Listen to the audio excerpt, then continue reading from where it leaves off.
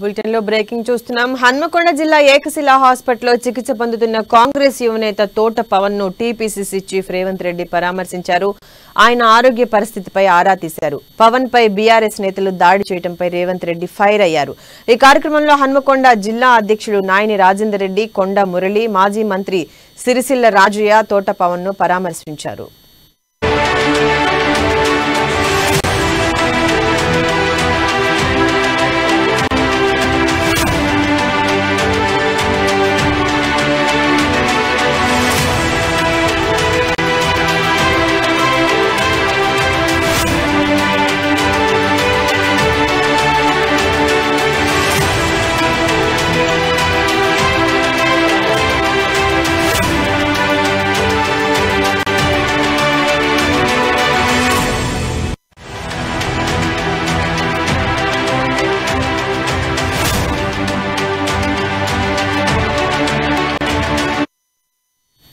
Right, దీనిపై మరింత సమాచారాన్ని మా ప్రతినిధి హరికృష్ణ అడిగి తెలుసుకుందాం. హరికృష్ణ, చెప్పండి.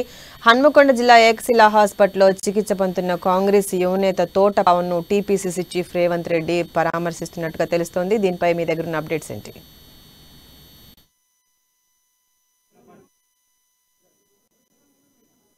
మీటింగ్ అనంతరం ఏదైతే హన్మకొండ జిల్లాకు సంబంధించిన యూత్ అధ్యక్షుడు తోట పవన్ పై దాడి చేసిన దాడికి సంబంధించి కూడా ఇప్పటికే టీపీసీసీ చీఫ్ రేవంత్ రెడ్డి అయితే ఇక్కడ హన్మకొండలో ఉన్న ఇటు ఏకశిలా హాస్పిటల్లో ఇటు ట్రీట్మెంట్ జరుగుతున్న తోట పవన్ అయితే పరామర్శించారు రేవంత్ రెడ్డి. అయితే ఏదైతే ఇటు తోట పవన్ పై చేసిన దాడికి మాత్రం తీవ్రంగా ఆగ్రహం వ్యక్తం చేశారు. తోట పవన్ పై దాడి చేసిన నిందితులను వెంటనే అరెస్ట్ చేయాలంటూ కూడా డిమాండ్ చేసిన పరిస్థితి కనబడుతుంది. అయితే రాష్ట్ర వ్యాప్తంగా కూడా ఏదైతే కాంగ్రెస్ పార్టీపై పవన్ పై జరిగిన దాడికి సంబంధించి కూడా రాష్ట్ర వ్యాప్తంగా కూడా ధర్నాలు, నిరసన కార్యక్రమాలతో పాటు ప్రభుత్వ దిష్టిబొమ్మలను కూడా దగ్ధం చేయాలంటూ కూడా రేవంత్ రెడ్డి అయితే పిలుపునిచ్చారు. ముఖ్యంగా ప్రభుత్వ చీఫ్ విప్ దాసరి విజయ్ భాస్కర్ ఇటు హత్య చేయించేందుకే పక్కర్ ప్రణాళికతోనే దాసరి విజయ్ భాస్కర్ అనుచరులతోనే ఈ తోట పవన్ పై దాడి చేశారంటూ కూడా తీవ్ర స్థాయిలో కూడా రేవంత్ రెడ్డి అయితే మండిపడ్డారు. ఇలాంటి విషయంలో కూడా పోలీసులు అయితే నిక్షిప్తపాతంగా కూడా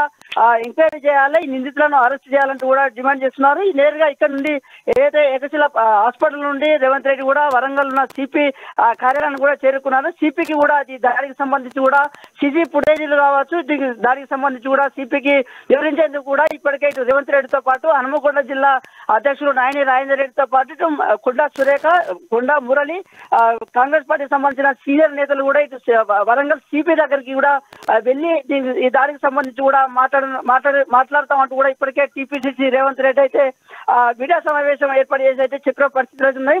ముఖ్యంగా ఏదైతే దాసరి వినయ్ భాస్కర్ భూ కబ్జాలకు సంబంధించి కూడా గత కొద్ది రోజుల నుండి కూడా హన్మకొండ యూత్ అధ్యక్షుడు తోట పవన్ పదే దాసరి వినయ్ భాస్కర్ సంబంధించిన భూ కబ్జాలకు సంబంధించి కూడా వీటన్నిటికి సంబంధించి కూడా బయట పెట్టిన నేపథ్యంలోని దాడి చేశారంటూ కూడా మండిపడ్డారు. దాస్యం దద్దమ్మ అంటూ కూడా నిన్న ఏదైతే రేవంత్ రెడ్డి కార్నర్ మీటింగ్ ఉందో ఆ కార్ మీటింగ్ లో కూడా దాస్యం దద్దమ్మ అంటూ కూడా దాస్యం వినయ్ భాస్కర్ సంబంధించిన దాదాపు ఒక 10 అంశాలకు సంబంధించి కూడా ఒక ఫ్లెక్సీని ఏర్పాటు చేసి ఆ ఫ్లెక్సీకి సంబంధించి కూడా కార్నర్ మీటింగ్ లో పెట్టి కూడా ప్రజలకు అందరికీ కనబడే విధంగా ఈ ఫ్లెక్సీ ఏర్పాటు చేసిన నేపథ్యంలో కూడా దాసరి వినయ్ భాస్కర్ ఈ దాడి చేయించారంటూ కూడా తీవ్ర స్థాయిలో అయితే రేవంత్ రెడ్డి అయితే ఆగ్రహం వ్యక్తం చేస్తున్న పరిస్థితి కనబడుతుంది. ఇప్పటికే ఇటు కాంగ్రెస్ పార్టీ యూత్ కు కావచ్చు, ఇటు ఎన్ఎస్ఐ విద్యార్థులకు సంబంధించి కావచ్చు, ఇటు కాంగ్రెస్ పార్టీ శ్రేణులకు కూడా రాష్ట్ర వ్యాప్తంగా ఏదైతే తోట పవన్ పై దాడికి నిరసనగా అయితే రాష్ట్ర వ్యాప్తంగా ధర్నాలు, నిరసన కార్యక్రమాలతో పాటు ప్రభుత్వ దిష్టిబొమ్మలను కూడా దగ్ధం చేయాలంటూ కూడా రేవంత్ రెడ్డి అయితే మాట్లాడిన పరిస్థితులు అయితే ఉన్నాయి. Shirisha, thank you.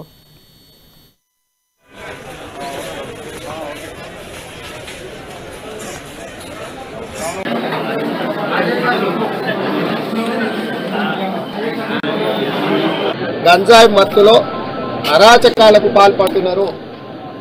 భూ కబ్జాల సెటిల్మెంట్ల కోసం, రాజకీయ బెదిరింపుల కోసము, అక్రమ సంపాదన కోసము, sand, land, wine, mine, including attempt rapes and rapes, ఈ ప్రధానమైన నేరాలల్లా టీఆర్ఎస్ నాయకులే క్రియాశీలక భాగస్వాములుగా ఉంటున్నారు.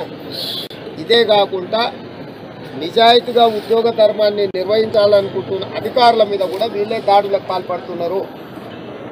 నిన్న యాత్ర విజయవంతం చూసి వినయ్ భాస్కర్ గారు ఈస్ట్ అండ్ వెస్ట్ ఎమ్మెల్యేలు ఇద్దరు ఇక వాళ్ళకి రాజకీయంగా నూకలు చెల్లినాయని చెప్పి భయపెట్టి లొంగ తీసుకోవాలన్న ఆలోచనతోటి నిన్న మా ఎన్ఎస్యుఐ నాయకుడు తోట పవన్ మీద దాడులు చేయడం జరిగింది. అతని పరిస్థితి ప్రమాదకరంగా ఉంది. దాదాపుగా అతని ఫేస్ అంతా డ్యామేజ్ అయింది. ఒక కన్ను ఏమైతో తెలియదు, మొత్తం ముక్కు కానీ బోన్